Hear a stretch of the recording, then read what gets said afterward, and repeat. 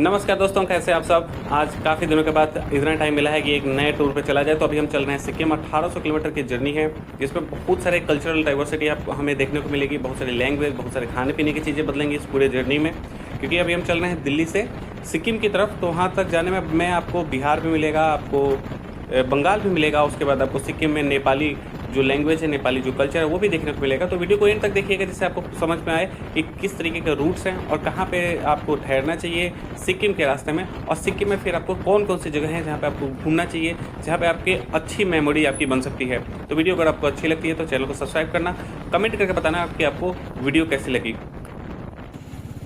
तो दोस्तों हमारे 100 किलोमीटर हो गए हैं कंप्लीट। अभी मैं क्रॉस कर रहा हूँ अमरोहा ज़िला और अभी टाइम हो रहा है 7 बज रहे हैं। दिल्ली से मैं लगभग 5:30 बजे निकला था और अभी हम अमरोहा क्रॉस कर रहे हैं। उसके बाद हम मुरादाबाद पहुँचेंगे, देन लखनऊ, अयोध्या होते हुए, गोरखपुर होते हुए बिहार, एंड देन बंगाल होते हुए हम पहुँचेंगे सिक्किम। तो अभी आपको वीडियो कैसी लगी? अभी तो वैसे स्टार्ट हुई है, लेकिन वीडियो को एंड तक देखिएगा, आपको बहुत मज़ा आएगा। अभी लगभग 4.5 घंटे कंप्लीट हो गए हैं और अभी हम हैं बरेली में। अगर उत्तर प्रदेश का डिवीज़न होता है बाई एनी चांस और रोहिलखंड एक नया स्टेट बनता है तो बरेली होगा यहाँ का कैपिटल। इसी मकसद से यहाँ पे जो डेवलपमेंट है वो बहुत ही तेज़ी से किया जा रहा है। यहाँ की जो बीडीए है, जो डेवलपमेंट अथॉरिटी है, वो बहुत ही ज़्यादा पैसा इन्वेस्ट कर रही है इस सिटी को सुंदर बनाने में। और अब 500 किलोमीटर कंप्लीट हो गए हैं नॉन स्टॉप, और सीतापुर में अभी मैं पहुंचा हूं। और इस रास्ते पे लेकिन धूल बहुत ही ज़्यादा है, कहीं कहीं पे बीच में कंस्ट्रक्शन हो रही है। लेकिन यहाँ पर इस रास्ते में ये सही है कि बहुत सारे ढाबे, बहुत सारे खाने पीने की जगह हैं जहाँ पे आप थोड़ी देर रुक करके खाना पीना खा करके आराम करके आगे बढ़ सकते हैं। यहाँ से लखनऊ रह गया लगभग 80 किलोमीटर, तो 1 घंटा लगेगा अभी हमें लखनऊ पहुँचने में। फिर वहाँ पर रुक करके थोड़ा सा खाना वाना खाएंगे अगर दुकानें अगर खुली रही तो, एंड उसके बाद फिर हम आगे बढ़ जाएंगे अयोध्या की तरफ।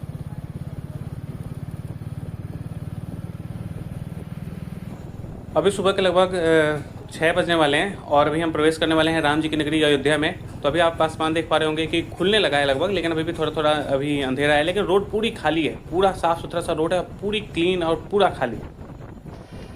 तो दोस्तों अयोध्या नगरी में आपका स्वागत है। एक बार बोलिए जय श्री राम। यहाँ पे आप जो लेफ़्ट साइड में देख रहे हैं ये है कौशल्या नगरी, और यहाँ से जब आप नीचे उतर करके आप लेफ़्ट साइड से जाएंगे तो आप राम मंदिर कॉरिडोर में प्रवेश कर जाएंगे।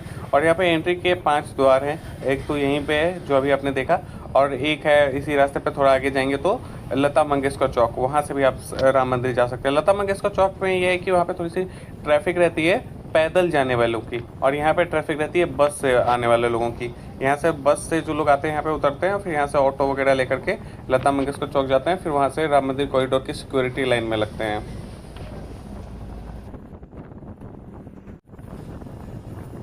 जब हम लोग गांव में रहते थे तो सूर्योदय एवरी डे हम लोग देखते थे, लेकिन जब सिटी में हम लोग आकर रहने लगे तो सूर्योदय देखते हैं तो उंगलियों पे गिन पाते हैं कि हमने पूरे साल में कितनी बार सूर्योदय देखा है।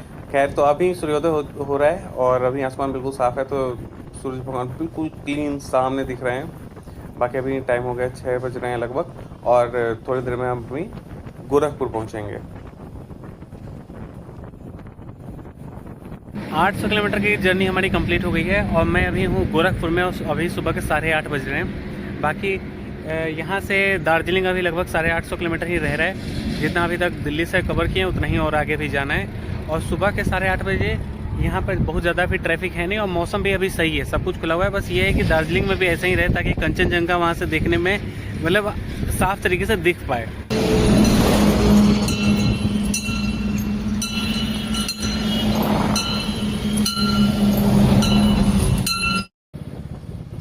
इस ब्रिज को क्रॉस करने के बाद हम एंट्री कर जाएंगे कुशीनगर में, जहां भगवान बुद्ध का परिनिर्वाण हुआ था। और फिर वहां से लगभग 100 किलोमीटर के बाद हम बिहार में एंट्री करेंगे। अभी टाइम हो रहे हैं लगभग 9:30, और मुझे लग रहा है कि 10:30 11 बजे तक हम बिहार के अंदर होंगे। फाइनली अभी हम एंटर कर चुके हैं बिहार में। यह है गोपालगंज जिला। वेस्ट की तरफ से आप बिहार में एंट्री करते हैं तो ये फर्स्ट डिस्ट्रिक्ट है। यहाँ पे लग रहा है गेहूँ की खेती हुई है और फसल की कटाई यहाँ पे हो गई है।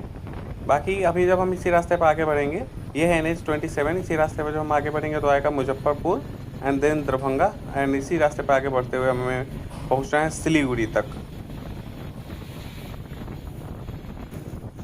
ये है मुजफ्फरपुर ज़िला, बिहार का मैनचेस्टर इसको कहा जाता है। पहले यहाँ पर बहुत सारी शुगर मिल्स हुआ करती थी, बट किसी रीजन से वो सारी चीज़ें जो हैं वो ख़त्म हो गई। कुछ पॉलिसी फेल्योर्स गवर्नमेंट की तरफ से, कुछ एडमिनिस्ट्रेशन की तरफ से, लेकिन जो भी है यहाँ के लोग अपने कल्चर एंड हेरिटेज के लिए जाने जाते हैं। तो यहाँ पे आप जब इधर की तरफ आते हैं तो आपको पुराने पुराने घर भी दिखेंगे, पुरानी दुकानें भी दिखेंगी, और यहाँ के लोग कल्चरल प्रिजर्वेशन में बहुत ही बिलीव रखते हैं। तो पुरानी चीज़ों को संजो करके रखना यहाँ के लोगों के कल्चर का पार्ट है। ये है दरभंगा ज़िला, और पटना गया के बाद ये बिहार का बड़ा ज़िला माना जाता है। और यहाँ पर एयरपोर्ट भी है, अगर कोई ये प्लेन से अगर आना चाहे दिल्ली से, यहाँ पर डायरेक्ट प्लेन्स भी आती हैं, मुंबई से भी प्लेन्स आती हैं। बाकी ये जो जगह है ये पहले एक राजघराना हुआ करता था, दरभंगा राजघराना। उन्होंने अपनी ज़मीनें दान में दी, जैसे कि यहाँ पर जो यहाँ का रेलवे स्टेशन है या फिर यहाँ के जो बड़े मार्केट हैं और जो एयरपोर्ट है वो सब बनाया गया है। और ये जो जगह है ये मिथिलांचल कहा जाता है, मिथिलांचल का कैपिटल माना जाता है दरभंगा को। तो अगर कोई मखाने की खेती करना सीखना चाहता है या फिर मखाने की का जो कारोबार है वो करना चाहता है तो उसके लिए आप यहाँ पर आप आ सकते हैं। यहाँ पर बहुत सारे लोग मखाने की खेती और मखाने का बिजनेस करते हैं।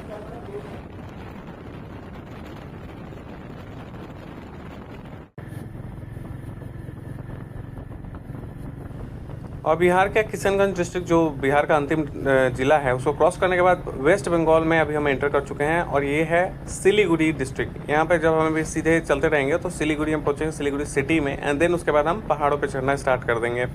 तो यहाँ पे खास बात एक और नोटिस करने वाली है कि यहाँ पर रास्ते पे हाईवे पे ही ट्रैफिक सिग्नल भी हैं, तो उनका बड़ा ध्यान रखना होता है, क्योंकि ऑनलाइन फिर चालान करता अगर हमने उसका ध्यान नहीं दिया। क्योंकि नॉर्मली पीछे जितना भी बिहार और यूपी में जब हम थे तो ट्रैफिक लाइट हाईवे पे नहीं थी, बट यहाँ पे है।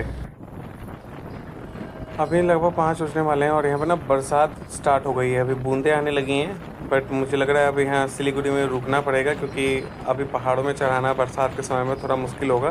तो अभी थोड़ा देर रुकेंगे, देखते हैं बरसात अगर रुक जाती है तो अभी चढ़ाई करेंगे, नहीं तो कल सुबह चढ़ाई करेंगे। और लगभग 24 घंटे कंप्लीट होने वाले हैं पूरी जर्नी के, और अब रुक करके थोड़ा खाना वाना खाया जाए और उसके बाद बरसात रुकती है तब आगे बढ़ेंगे। ये है सिलीगुड़ी सिटी, और यहाँ पर इंडियन आर्मी के बहुत सारे इम्पोर्टेंट एसेट्स हैं यहाँ पे, और यहाँ से बांग्लादेश बॉर्डर भी पास में है। और इसी रास्ते पर अगर हम कंटिन्यू रहते हैं आगे जाकर, अगर जो फ्लाईओवर है, फ्लाईओवर से अगर हम नीचे से अगर हम सीधे सीधे अगर चले जाएँ राइट साइड हो करके, तो हम चले जाएंगे गुवाहाटी। उसके आगे हम अगर जाएंगे तो ईटानगर, मतलब अरुणाचल प्रदेश की तरफ चले जाएंगे। लेकिन अगर आगे जाकर के लेफ़्ट अगर हो जाते हैं तो हम चले जाते हैं दार्जिलिंग। सो अभी तो बरसात यहाँ पर रुकी हुई है, लेकिन पता नहीं कब यहाँ पर बरसात फिर से स्टार्ट हो जाए। तो मैं सोच रहा हूँ आज रात यहीं पर बिताते हैं और कल निकलते हैं गैंगटॉक के लिए।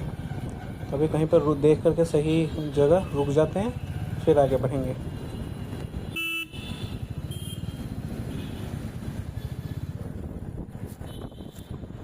नमस्कार दोस्तों, ये है डे 2, और रात में ऐसा हुआ कि रात भर बरसात हुई और सुबह भी बरसात हो रही थी, इसलिए टाइम पे निकल नहीं पाया। अभी शाम के 3 बज रहे हैं, तो अभी मैं निकल गया हूँ, क्योंकि मौसम तो अभी बता रहा है कि मौसम पहाड़ों पे भी ख़राब है। लेकिन निकलने का रीज़न ये है कि जो नाथुला का जो परमिट है वो वरना एक्सपायर हो जाएगा अगर अभी यहीं पर रुके अगर रह गए तो अभी मैं बरसात में ही निकल गया हूँ। बाकी देखते हैं, अगर भगवान ने साथ दिया तो हो सकता है कि पहाड़ों पर बरसात भी रुक गई हो तो ट्रिप हमारी थोड़ी ज़्यादा मज़ेदार हो जाएगी। वरना कोई बात नहीं, नैनीताल में जो एक्सपीरियंस हुआ था वही एक्सपीरियंस यहाँ पे काम आएगा।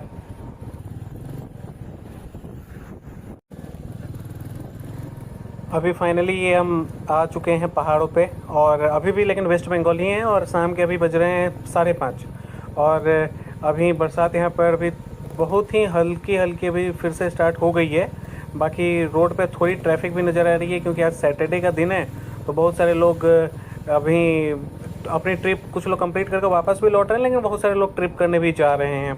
और आप देख पा रहे हैं मेरे लेफ़्ट साइड में पहाड़ है और राइट साइड में जो खाई है वो वहाँ पे तीस्ता रिवर है। मतलब कि नैनीताल जब हम घूमने जाते हैं तो नैनीताल में तो एक तरफ पहाड़ होते हैं, लेकिन दूसरी तरफ केवल खाई होती है।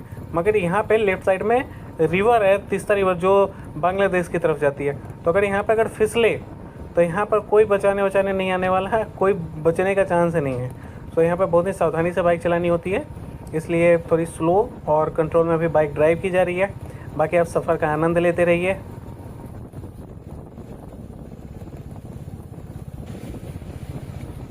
आप कुछ भी हों, कहीं से भी आ रहे हों, एक तो बात तय है कि नेचर को जो दिखाना है और जब दिखाना है नेचर वो चीज़ तभी दिखाती है। आपने दीप रंजन का भी आपने अगर देखा होगा व्लॉग उनका दार्जिलिंग वाला, तो वो भी 2-3 दिन फंसे रहे थे दार्जिलिंग में। मतलब उनको इतना एक्सपीरियंस है, पूरे इंडिया को उन्होंने लगभग घूम लिया है दो बार 3 बार, फिर भी बरसात वगैरह का तो उनको आइडिया लगता ही होगा कि कब बरसात होगी, कब कहाँ जाना सही है, कहाँ जाना सही नहीं है। उसके बाद भी वो 2-3 दिन तक बरसात में फंसे रहे, और वही चीज़ मैं अभी यहाँ पे एक्सपीरियंस कर रहा हूँ। मैं जब दिल्ली से निकला था तो पूरा वेदर रिपोर्ट वगैरह सब देख कर निकला था कि प्रोबेबिलिटी जो है वो मतलब कि काफ़ी कम थी बरसात की, लेकिन ऐसा हुआ नहीं। बरसात अभी कंटिन्यू हो रही है और अब तो बहुत तेज़ हो रही है। फाइनली अभी 9 बज रहे हैं और हम पहुंच गए सिक्किम। हेलो फ्रेंड्स, आज है डे 2 और जैसा कि आप जानते हैं कि सिलीगुड़ी में जब मैं पहुंचा था तो वहाँ पे बरसात स्टार्ट हो गई थी, तो मेरे को रात में सिलीगुड़ी में रुकना पड़ा और सुबह का लगभग हाफ डे भी सिलीगुड़ी में निकला था। सो रात में जब गैंगटॉक पहुंचा तो यहाँ पे भी बरसात हो रही थी और सुबह यहाँ पे 6 बजे के आसपास बरसात रुकी है, और बरसात जब से रुकी है तब से यहाँ का नज़ारा देखने लायक है। सो अभी मैं निकल गया हूँ, लगभग 10 बज रहे हैं और अभी मैं जा रहा हूँ ऑर्किड फ्लावर पॉइंट। यहाँ का बहुत ही फेमस पार्क है जो एक इंडोर में बना हुआ है। सो एमजी रोड से 1 किलोमीटर ऊपर की तरफ है। तो चलिए आज की आइटनरी कंप्लीट करते हैं। अभी मैं हूँ फ्लावर व्यू पॉइंट में और मुझे यहाँ पे आने के पहले लग रहा था कि बहुत ज़्यादा कुछ नहीं होगा, यहाँ पे हल्के फुल्के फ्लावर्स होंगे। 350 रुपये फ़ीस है, लेकिन पूरा पैसा वसूल है, क्योंकि यहाँ पे जो आप प्लांट्स देख रहे हैं वो आप पूरे वर्ल्ड में कहीं और नहीं देखेंगे। ऑर्किड्स के प्लांट्स और बहुत सारे वैरायटी के और भी प्लांट्स हैं जिनको यहाँ पे प्रिजर्व किया गया है, और ये पूरी तरीके से ऑर्गेनिक स्टेट है, इसलिए आपको एक बार यहाँ पे विजिट जरूर करना चाहिए।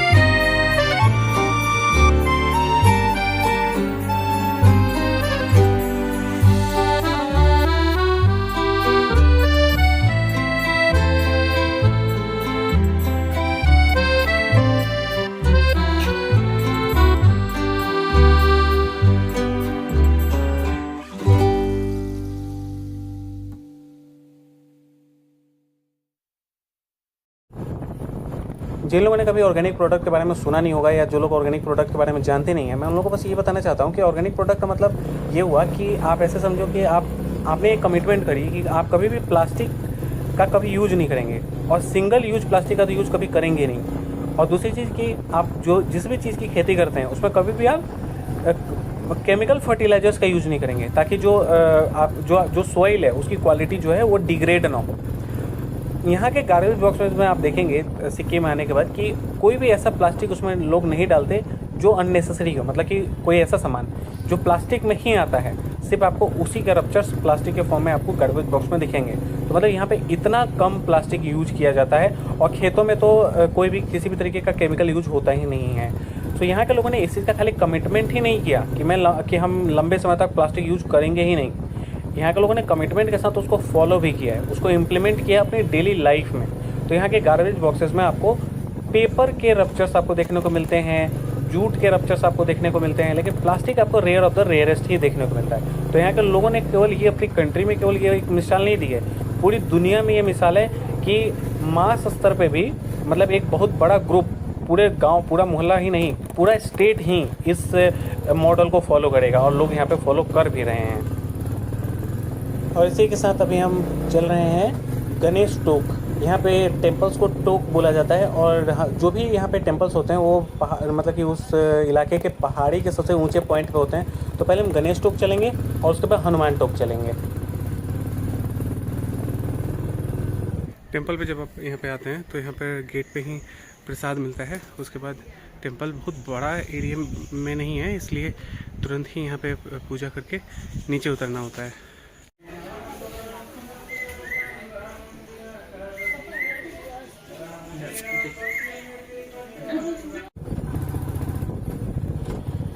गणपति बप्पा मोरया।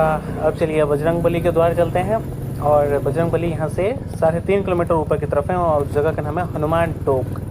सो अब हनुमान टोक की तरफ हमारा सफ़र प्रारंभ हो चुका है, लगभग हमें लगेगा 9 से 10 मिनट। सो अब चलते हैं हनुमान जी का दर्शन करने। गणेश टोक के बाद मैं आ गया हूँ हनुमान टोक, और ये लगभग 3.5 किलोमीटर ऊपर है, और यहाँ पर जो भी इंफ्रास्ट्रक्चर बनाए गए हैं वो सब आर्मी ने बनाए हुए हैं। तो यहाँ पे आपको बैठने के लिए अच्छा खासा साफ़ सुथरी सी जगह आपको मिलती है, और यहाँ पे कैफेटेरिया है। कॉस्टिंग थोड़ी सी ऊपर है, लेकिन पहाड़ों में ऐसा ही होता है। बाकी साफ़ सुथरी सी जगह यहाँ पे आप आएंगे तो आपको बहुत ही शांति महसूस होगी। बाकी अभी चलते हैं हनुमान जी के दर्शन करते हैं।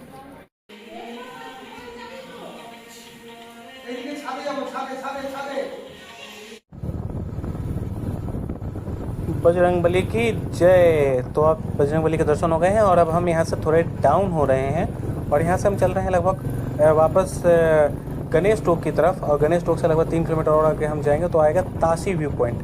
ताशी व्यू पॉइंट एक जगह है जहाँ पे आपको कंचनजंगा माउंटेन रेंज दिखाई देती है, लेकिन अभी मौसम थोड़ा साफ़ है नहीं, इसलिए वहाँ पर थोड़ा सा हो सकता है कंचनजंगा आज हमें नहीं दिखे। लेकिन ताशी व्यू पॉइंट तो हम जा ही सकते हैं, वहाँ पर देखते हैं वहाँ पर क्या क्या होता है। कुछ अगर एक्टिविटीज़ होती होंगी तो उसे एंजॉय करेंगे एंड उसके बाद हम चलेंगे मोनेस्ट्री। कंचनजंगा माउंटेन तो नहीं दिखा, बट मैंने शेरपा ड्रेस ट्राई किया। ये पहनने के बाद आपको राजा महाराजा जैसा मतलब एक ऑसम फीलिंग आती है। बाकी जब आप यहाँ पे आएंगे ताशा पॉइंट पे तो आपको यहाँ पे 100 रुपये में बहुत सारे काउंटर्स आपको दिखेंगे जहाँ से आप ये ड्रेस ट्राई कर सकते हैं। ताशी व्यू पॉइंट पे हूँ मैं और यहाँ पे अभी मौसम बहुत ही ज़्यादा ख़राब है, इस वजह से कंचनजंगा माउंटेन रेंज अभी दिख नहीं रही है। आप पीछे देख सकते हैं बादल और जो रोड है वो एक साथ एक जैसे हो चुके हैं। ये कहते हैं ना कि कभी कभी ज़िंदगी में ऐसा होता है जब धरती और आसमान मिल जाते हैं, वो वाली सिचुएशन है। बाकी आप जब पार्किंग में अपनी गाड़ी लगा के ऊपर आएंगे वही 150 सीढ़ियाँ चढ़नी पड़ेंगी, तो थोड़ी सी एक्सरसाइज पहले से होनी चाहिए। बाकी चलते हैं हम नेक्स्ट डेस्टिनेशन पे। अब चलिए अब चलते हैं गुंजम मोनेस्ट्री, और ये बहुत ही शांत सी जगह है। ये कॉरिडोर है गुंजम मोनेस्ट्री का और यहाँ पे बहुत ही शांति है, इन्वायरमेंट भी यहाँ का बहुत अच्छा है। ताशी व्यू पॉइंट से ज़्यादा अच्छे व्यू पॉइंट यहाँ पे हैं, बट वही बात है कि बादल की वजह से ज़्यादा कुछ दिख नहीं रहा है।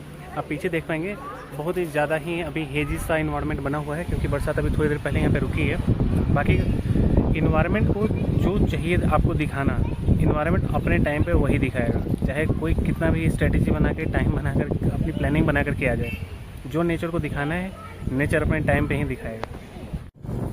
अब चलिए अब चलते हैं वापस एमजी रोड, और अब रात हो गई है, रात होने ही वाली है मतलब। तो एमजी रोड में थोड़ा सा शॉपिंग सेंटर देखते हैं वहाँ पे क्या क्या मिलता है, एंड उसके बाद होटल में चल कर के आराम करेंगे और कल नाथुला के लिए निकलेंगे। शिमला, नैनीताल और जैसे लैंसडाउन है या मसूरी है, वहाँ पे जिस तरीके का मॉल रोड्स हैं वैसे ही यहाँ का ये मॉल रोड है, और इसी जगह का नाम है एमजी रोड, क्योंकि ये महात्मा गांधी जी के स्मृति में बनाया गया एक बाज़ार है। और इसके आगे है लाल बाज़ार। जो लाल बाज़ार नाम की जो जगह है वो फेमस है वहाँ पे सस्ते सामानों के लिए। वहाँ पे आप जब जाएंगे तो आपको दिल्ली का जो सरोजिनी नगर है वो याद आ जाएगा। नमस्कार दोस्तों, आज है डे 4 और अभी मैं आया हुआ था पेट्रोल डलाने के लिए, और यहाँ पे पेट्रोल जो है वो बिहार और बंगाल दोनों से सस्ता है। अब आप खुद लॉजिक लगा लीजिए कि सिक्किम में पेट्रोल जो है वो 103 रुपये है, और बिहार में 106 का था, बंगाल में 105 का था। तो ऐसा क्यों हुआ, क्या मतलब कि सिक्किम में कहाँ से पेट्रोल ऐसा ला रहे हैं कि सिक्किम में सस्ता दे रहे हैं और बंगाल और बिहार में महंगा दे रहे हैं। खैर, अब हम चल रहे हैं नाथुला की तरफ। फर्स्ट चेक पॉइंट पे आ चुके हैं हम नाथुला पास जाने के लिए, और यहाँ पे आपको 2 तरीके का जो परमिट पेपर है वो आपको यहाँ पे चेक कराना होता है। एक तो पुलिस वेरिफिकेशन वाला, और दूसरा नाथुला पास जाने के लिए जो आपने परमिट बनवाया होता है। और परमिट जो है 500 से 700 रुपये में बन जाता है। और एमजी रोड या उसके आसपास में जितने भी ये साइबर कैफ़े वाले होते हैं या फिर जो टूरिज़्म वाले जो डिपार्टमेंट के ऑफिसर्स होते हैं वहाँ से आप बनवा सकते हैं। 500 से 700 रुपये वो लोग चार्ज करते हैं इसके लिए। चलो परमिट दिखा दिया गया, अब चलते हैं आगे। ये लोग कौन है यार, अभी ये किस लिए रुक नहीं आ रहे? अरे यार ये ठगने वाले लोग हैं, कौन है पता नहीं। क्या टिकट लगता है आप लोगों का? इसमें क्या? ये फॉरेस्ट गवर्नमेंट का टिकट लगता है साफ सफाई के लिए। नहीं, अभी मैं देखता हूँ आगे, अगर कहीं ज़रूरत पड़ती है तो मैं। मेरे को ये इसके बारे में किसी ने बताया नहीं है। आप पूछ सकते हैं आप। कितने रुपए का है ये? 20। ये सर आपको ये ऑक्सीजन आगे जरूरत पड़ेगा तो सर। अरे मैडम देख लेंगे जहाँ जरूरत पड़ेगा। आगे तो नहीं मिलेगा ना, ऐसे रखना है ऑक्सीजन तो। आपको जहाँ जरूरत पड़ेगा वहाँ कहाँ मिलेगा, नहीं मिलेगा ना। कोई बात नहीं, अभी ठीक है। मैं पहले भी आ चुका हूँ। हाँ, दे देंगे। मैं पहले भी आ चुका हूँ। अच्छा बोले सो देखो उसको।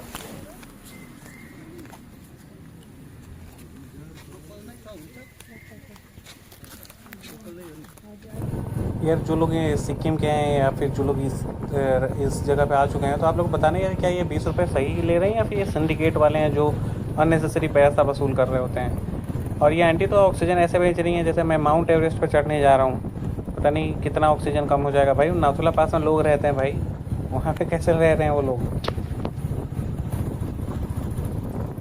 यहाँ से नाथुला अभी 25 किलोमीटर दूर है और मुझे फ़ोन पे वेदर रिपोर्ट्स आ रही हैं कि आगे जाकर का मौसम जो है वो ख़राब होने वाला है।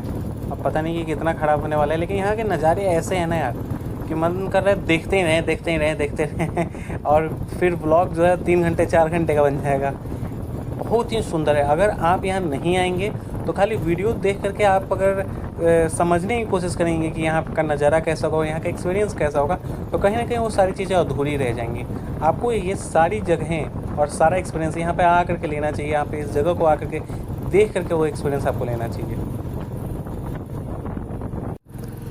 अभी थोड़ी देर पहले मुझे एक पुलिस वाले ने रोका। उन्होंने बोला कि आप किधर की तरफ जा रहे हैं। मैंने बोला कि नाथुला की तरफ। तो उन्होंने बोला आज अभी आप नाथुला की तरफ नहीं जा पाएंगे, आप बाबा हरभजन सिंह मंदिर तक ही आप जा पाएंगे। मैंने बोला क्यों, मेरे पास तो परमिट भी है। तो उन्होंने बोला कि आज एक्चुअली कोई VIP मूवमेंट हो रही है वहाँ पे, तो अगर आप नाथुला की तरफ अगर जाना भी चाहते हो तो आपको 3 घंटे का वेट करना पड़ेगा, 3 घंटे के बाद जा सकते हो। तो ऐसा है कि बाबा हरभजन सिंह मंदिर से 4 किलोमीटर के डिस्टेंस पर ही नाथुला है। तो अगर आज नहीं जा पाते हैं, क्योंकि अगर लेट हो गए, रात हो गई, तो फिर से बरसात में हो सकता है हम फंस जाएँ, तो हो सकता है कि आज नाथुला बॉर्डर तक ना जा पाएँ, जो वहाँ से सिर्फ 4 किलोमीटर का डिस्टेंस है। तो कोई बात नहीं, बाबा जी के दर्शन कर लेंगे आज और दोबारा फिर आएंगे यहाँ पर। सो अभी तो देखते हैं, अगर अलाउ कर देते हैं तो चले जाएंगे, नहीं अलाउ कर दें तो कोई बात नहीं, दोबारा आएंगे।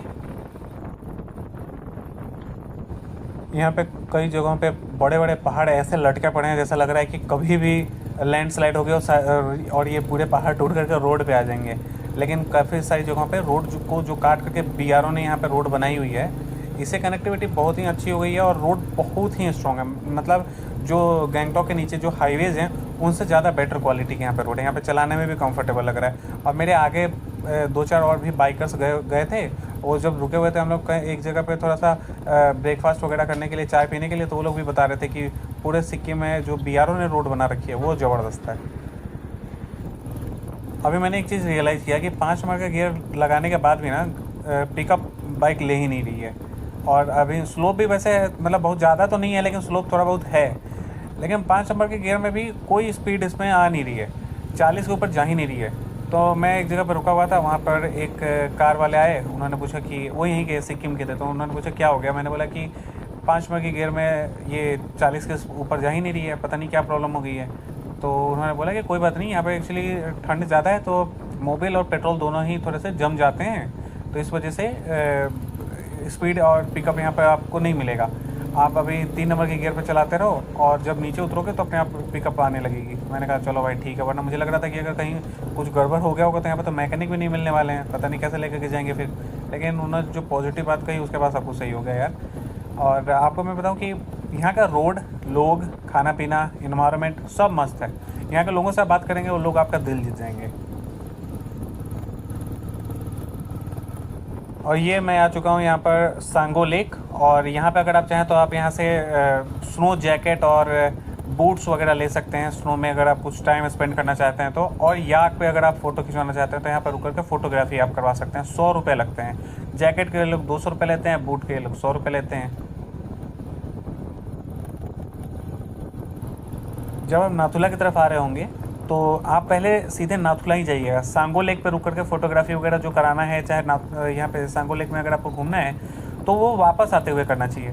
अगर आप होटल से निकलेंगे तो आपको 8 या 8:30 बजे निकल जाना चाहिए। 9 बजे आप पहला परमिट वाला जो चेक पॉइंट था वो क्रॉस कर जाएंगे, तो आराम से आप लगभग 12 बजे तक आप नाथुला पहुँच जाएंगे। बाबा हरभजन सिंह मंदिर का भी दर्शन आप कर लेंगे, क्योंकि उसके बाद मौसम कभी भी बिगड़ने लगता है, तो उस समय फिर अलाउ नहीं करते हैं वहाँ पे घूमना वगैरह। तो आप जब वापस आ रहे होंगे नाथुला से तब आराम से सांगो लेक पे रुकिए 3 बजे 4 बजे तक आराम से, उसके बाद वापस जाइए। क्योंकि अगर यहाँ पे अगर आप लेट हो गए तो 3 बजे के बाद आपको नाथुला में आपको रुकने नहीं देंगे। एक आर्मी वाला। Hello hello, how are you? Good good good. आप लोग कैसे हैं? हम लोग बिल्कुल अच्छे हैं। और यहाँ पे कैसे चल रहा है सब? बहुत तंगी है। आप लोगों को अच्छी लगती है ये बर्फ, हमें नहीं अच्छी लगती ये। हम तंग आ चुके इससे। अच्छा, बोर हो गए हैं? बोर क्या, महाबोर। ओके, कहाँ से आप? पंजाब पंजाब सब लोग पंजाब से? हाँ। Okay okay. Punjab Patiala. Nice nice Okay. Nice to meet you, thank you thank Nice to you. meet जय you. हिंद जय Okay, हिंद। brother, क्या नाम है? 27 होटल, मेरा नाम दीपांशु है। 27 थ्रोटल Throttle. ये होता है ना थ्रोटल। हाँ, YouTube पे हमारा जो ड्रोन वाला होता है थ्रोटल। या हमें 27 थ्रोटल। थ्रोटल या। Thank you. ओके ब्रदर, जय हिंद। जय हिंद जर्नी। Thank you.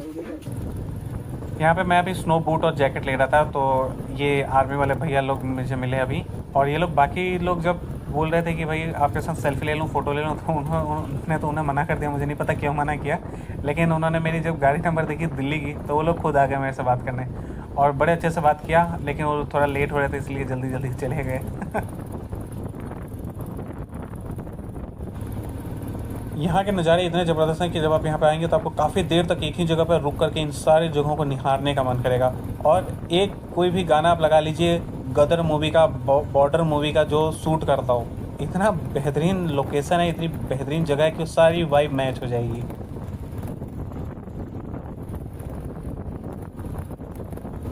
यहाँ इतना ज़बरदस्त सीन है कि हर कुछ सेकंड के बाद ऐसी जगह आ रही है कि मन कर रहा है कि उस सारी क्लिप्स को ऐड करके एक पूरी 3 घंटे की फ़िल्म बना दूँ।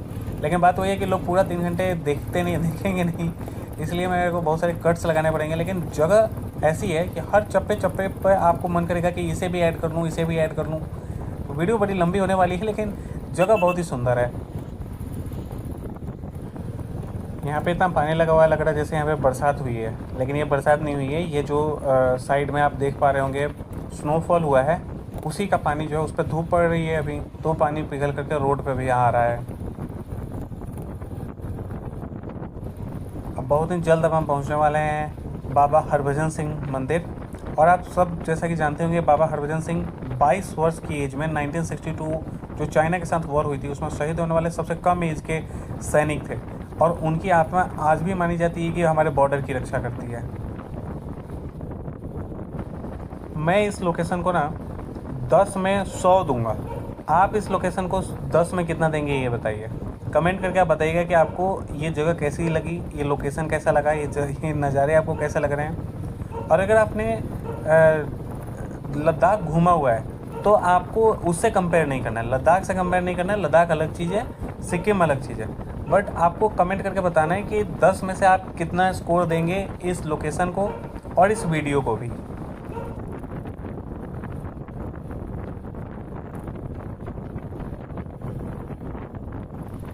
आपको एक और इम्पॉर्टेंट बात आपको मैं बताऊं कि जब आप गैंगटॉक आते हैं और आपके पास एक दिन का एक्स्ट्रा अगर टाइम हो, तो आप चाहें तो सिक्किम के जो महाराजा हैं उनसे भी मिल सकते हैं और सिक्किम के सीएम से भी मिल सकते हैं। यहाँ पर बहुत ही ईजी प्रोसेस है। आप उनके ऑफिस चले जाइए। सिक्किम में जो एमजी रोड है, एमजी रोड से थोड़ा सा ही ऊपर ये सीएम बंगला है, तो सीएम बंगला आप जाइए। वहाँ पर जो संतरी होते हैं, जो गेटमैन होते हैं, उनसे आप बोलेंगे कि मुझे चीफ मिनिस्टर साहब से मिलना है, मैं टूरिस्ट हूँ, तो आपको अपॉइंटमेंट बना करके अगले दिन का या सेम डे का दे देते हैं। अगर वो फ्री होते हैं तो आपसे वो उसी दिन मिल लेंगे। इतना ईजी है। और वैसे ही अगर आप महाराजा से मिलना चाहते हैं तो पास में ही पैलेस है, पैलेस चले जाइए। वहाँ पे भी जब आप वहाँ पे बात करेंगे तो वो लोग भी आपको अपॉइंटमेंट महाराजे की आपके साथ बुक करा देंगे। और सेम डे अगर वो फ्री होंगे तो सेम डे, नहीं तो अगले दिन वो आपसे मिल लेते हैं। बहुत सारे लोग यहाँ पे अपने क्लब के साथ बाइक लेकर के जब आते हैं तो काफ़ी सारे लोग यहाँ पे रुक करके कैंपिंग करते हैं। मतलब थोड़ा कुछ देर के लिए रुक गए, मैगी बना लिया, कुछ खाना पीना बना लिया, और बहुत अच्छी मेमोरी यहाँ पे बनती है। यहाँ का लोकेशन बहुत ही ज़्यादा सपोर्टिव है, बहुत ही ज़्यादा शांत है, और यहाँ के लोग बहुत ही सपोर्टिव हैं। इस जगह के भी, जहाँ से अभी मैं निकल रहा हूँ, इस जगह के भी आप यहाँ पे जब आएंगे, यहाँ पे आप रुकेंगे और किसी तरीके की आपको हेल्प की ज़रूरत होगी तो यहाँ के लोग दिल खोल करके हेल्प करते हैं, बिल्कुल जैसलमेर की तरह। लगभग 3 घंटे लगे और फाइनली हम पहुंच गए हैं बाबा हरभजन सिंह मंदिर। और यहाँ से नाथुला सिर्फ 4 किलोमीटर है, बट आज जा नहीं पाएंगे वहाँ पे क्योंकि वहाँ पे वीआईपी मूवमेंट हो रही है। और 12 ऑलरेडी बज चुका है, तो 3 बजे के बाद वैसे भी वहाँ पे अलाउ नहीं करते हैं जाना, तो कोई बात नहीं, नेक्स्ट टाइम फिर आना पड़ेगा। बट यहाँ पर हम बाबा हरभजन सिंह के दर्शन करेंगे। यहाँ पर थोड़ी देर रुकेंगे, कुछ खाएँगे पिएंगे क्योंकि यहाँ पे कैफ़े भी है, और उसके बाद यहाँ से वापस निकलेंगे सांगो लेक।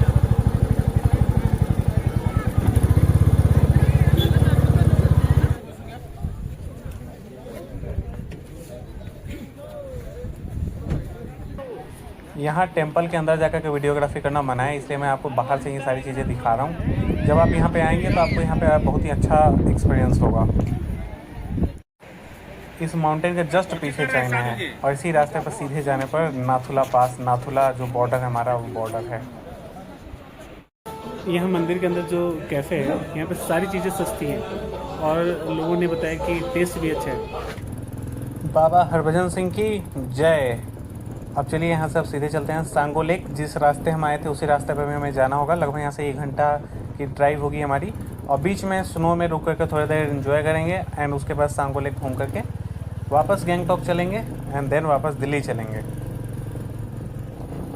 यहाँ पे भी बहुत ही शांति थी। यहाँ पर बहुत सारे लोग 2-2 घंटे 3-3 घंटे पहले आकर के बैठे हुए हैं। वो लोग शायद गैंगटॉक से 8 बजे निकले होंगे और यहाँ पर 10 बजे के आसपास आकर के या 10:30-11 बजे तक पहुँच गए होंगे। तो लोग भी आराम से यहाँ पे एंजॉय कर रहे थे। बहुत ही शांत सी जगह है यहाँ पे।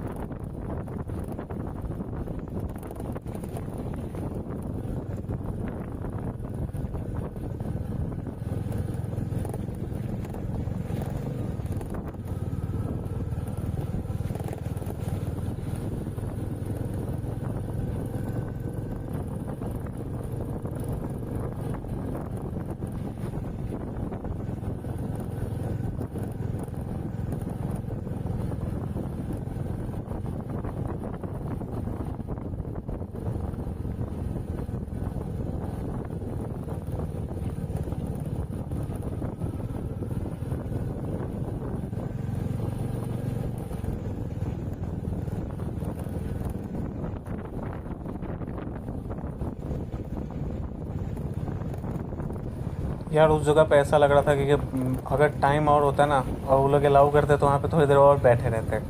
बहुत ही शांत सी जगह थी यार। इतनी देर दिल्ली से चला करके कंटिन्यू 30-35 घंटे चला करके यहाँ पहुँचे थे और बस 1 घंटा ही लगा हुआ वहाँ पे रुकना। कोई बात नहीं, फिर आएंगे, फिर रुकेंगे, फिर बैठेंगे। और अभी मैं सांगो लेक के आसपास पहुँच गया हूँ। यहाँ से सांगो लेक थोड़ा ही दूर रह गया है। बाकी ये जो माउंटेन्स आप देख रहे हैं यहाँ पे, आप पहाड़, यहाँ पे बर्फ़ में आप थोड़ी देर बैठ सकते हैं, खेल सकते हैं। अगर आप दोस्तों और फैमिली के साथ आए हैं तो एंजॉय कर सकते हैं। और ये जो यहाँ पे जो बर्फ़ है उसकी हाइट जो है वो लगभग अराउंड 500-600 फीट तक ऊंची है। तो जब आप ऊपर चढ़ेंगे तो हो सकता है थोड़ा सी ब्रीदिंग में प्रॉब्लम हो, इसलिए जो ओल्ड एज के लोग हैं और जो बच्चे हैं उनको अवॉइड करना चाहिए इतनी हाइट पे चढ़ना। बाकी देखते हैं जैसा भी एक्सपीरियंस होता है, आप सब आपके सामने ही होगा। यहाँ पे अभी आप देखेंगे कि एक वाटरफॉल है, जिस थोड़ा सा आगे मैं आपको दिखाता हूँ। यहाँ पे देखिए वाटरफॉल है एक, थोड़ा और आके ये देखिए ये जो वाटरफॉल है, यहाँ पे एक भाई साहब अपनी कार यहाँ पे लगा कर धो रहे थे। चलिए अब हम चलते हैं स्नो राइड पे। फिसलन तो बहुत ज़्यादा लग रही है, लेकिन पता नहीं कितना चढ़ पाएंगे हम।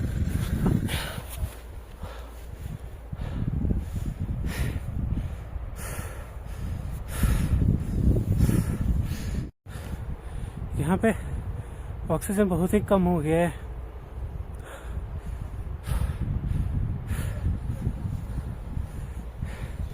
पूरा खाली है।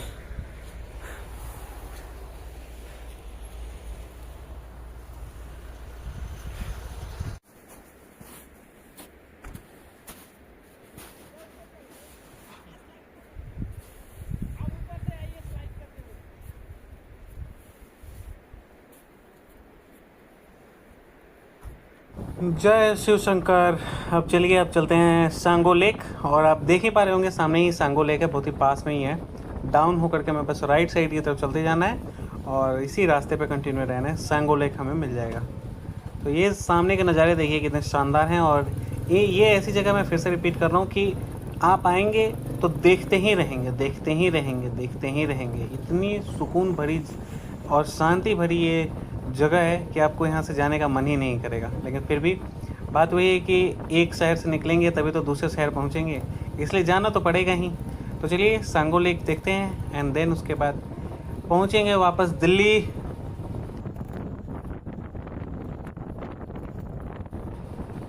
यहाँ पे ना बहुत ही तेज़ ढलान है तो मैं ज़्यादा इधर उधर देख नहीं सकता हूँ, लेकिन आप मेरे लेफ़्ट साइड में देख पा रहे हैं ये है सांगो लेक। और ठंड के समय में ये लेक पूरी तरीके से जम जाती है, बहुत सारे लोग इस पर स्केटिंग भी करते हैं, लेकिन यहाँ पे इन सभी जगहों पे स्केटिंग करना कई बार डेंजरस होता है। तो अगर कभी आप यहाँ पे आते हैं तो यहाँ के जो लोकल गाइड होते हैं उनकी परमिशन के बगैर इस लेक पे आप स्केटिंग मत कीजिएगा। और कई बार इस पे स्केटिंग करना जो है वो बैन लगाया जा चुका है। तो उन सभी बातों को ध्यान में रखते हुए ही और सारी जानकारी लेने के बाद ही आप कोई एक्शन लीजिएगा। आपके सामने है सांगो लेक, बहुत ही शांत सी जगह है। यहाँ पे भी आप बैठ सकते हैं, 1-2 घंटे आराम से आप बिता सकते हैं। लेकिन यहाँ से ये भी बात ध्यान रखिएगा कि यहाँ से 3 बजे का पहले आप वापस हो जाइएगा, क्योंकि उसके शाम के समय यहाँ पे मौसम हर बार ख़राब होता है। बहुत तेज़ हवा यहाँ पे चल रही है, अभी भी फील हो रहा है, 2 बज रहे हैं और हवा बहुत ही तेज़ यहाँ पे अभी फील हो रही है। तो जब आप यहाँ पे आएंगे तो 3 बजे के पहले कोशिश कीजिएगा कि आप यहाँ से निकल जाएं। बाकी फ़ोटोग्राफी वगैरह आप यहाँ पे कर सकते हैं, पार्किंग की पूरी जगह है यहाँ पे, पार्किंग में आप लगा सकते हैं। मैं बाइक ज़रा देख लूँ, पार्क कर लूँ और फिर थोड़ी देर रुक करके मैं यहाँ से निकलूँगा। ये छांगू लेक है और ये थोड़े ठंड में भी ये पूरा जम जाता है। और अभी तो वैसे अप्रैल का महीना है तो अभी जमा नहीं है। बाकी यहाँ से 17 किलोमीटर आगे चाइना का बॉर्डर है, वहीं है नाथुला पास और बाबा हरभजन सिंह का मंदिर। तो अभी यहाँ से अब हमें सिलीगुड़ी की तरफ वापस निकलना है और उसके बाद दिल्ली। तो ये है हमारा लास्ट पॉइंट। जो अब हम सिक्किम आते हैं, नाथुला तक घूमते हैं और उसके बाद जब वापस जा रहे होते हैं तो रास्ते में ये छांगू लेक होकर के ही हम बाहर गैंगटॉक और गैंगटॉक से बाहर फिर वेस्ट बंगाल की तरफ निकलते हैं। अब चलिए अब दिल्ली चलते हैं। बाकी आपको वीडियो कैसी लगी कमेंट करके बताइएगा। मुझे और क्या चीज़ें ऐड करनी चाहिए थी, क्या चीज़ें हटानी चाहिए थी, क्या ज़्यादा था क्या कम था, वो सारी बातें बताइएगा। और इस पेज को आप पहली बार अगर देख रहे हैं तो प्लीज़ इस चैनल को सब्सक्राइब कीजिएगा और अपने दोस्तों में शेयर जरूर कीजिएगा।